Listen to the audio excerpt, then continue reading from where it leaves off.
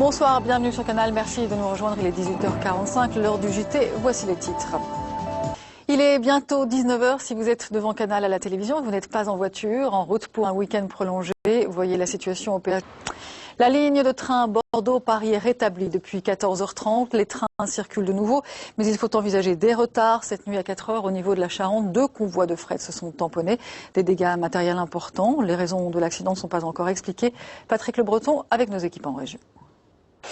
De quoi parle-t-on dans les JT du Monde? C'est l'heure du JT, des JT signés ce soir Renaud Gardette et Lionel Evesque. La réconciliation Chine-Europe après les incidents. Le Japon annonce un premier cas de grippe porcine détectée à Tokyo, une agglomération de 36 millions d'habitants. La grippe mexicaine n'est pas le seul souci du gouvernement japonais. Le pays plonge dans une crise économique grave, 4 trimestres consécutifs de baisse, une récession qui s'installe. Baptiste Muckensturm. Claire. L'image la plus récente d'Aung San Suu Kyi, plutôt. L'actualité internationale, c'est aussi le tour du monde en 80 secondes, signé Christophe Tison. En France, la colère des producteurs de lait, de nombreuses actions encore aujourd'hui, nous y reviendrons. Mais voyez d'abord ce moment devant le siège de Danone à Paris cet après-midi. Beaucoup de colère et d'angoisse sur le devenir d'une profession tout entière. De nombreuses opérations de sensibilisation des producteurs de lait, donc en Bretagne mais en Pays de Loire. Les collectes ont été perturbées sur un mode beaucoup plus doux. À Châteaubriand, il y a eu distribution gratuite de lait aux clients des grandes surfaces. C'est un reportage de Mickaël Chaillot. La justice française pourrait engager une révolution dans le code pénal.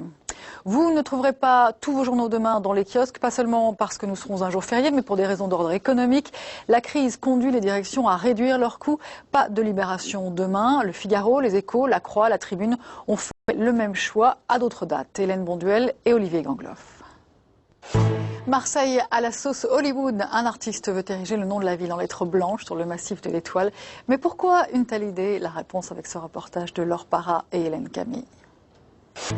Il fait beau, il fait chaud à Marseille. Week-end, et bien vendredi, il devrait faire beau sur l'ensemble de la France avec des températures de 17 à Paris et 25 à Cannes. Je veux terminer avec le Quintet. Vous avez rendez-vous tout de suite avec Michel Denisot, le grand journal. De très nombreux invités que je vous laisse découvrir dans un instant.